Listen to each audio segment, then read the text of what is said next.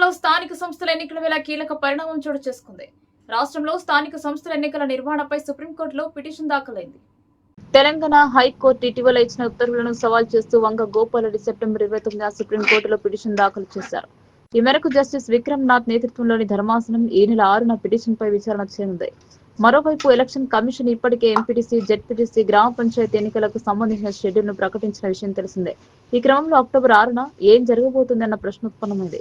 తెలంగాణలో స్థానిక సంస్థల ఎన్నికలకు నగారం మోగిన విషయం తెలిసిందే.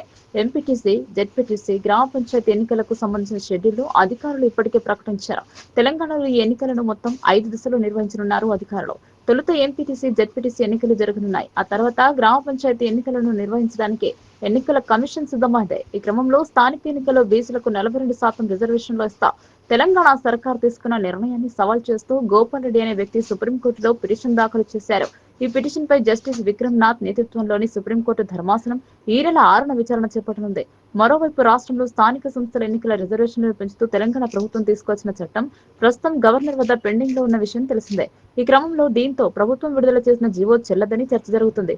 దీంతో ఎన్నికలు జరుగుతాయా లేదా అన్న ఆందోళన ఆశావాహుల్లో వ్యక్తమవుతుంది.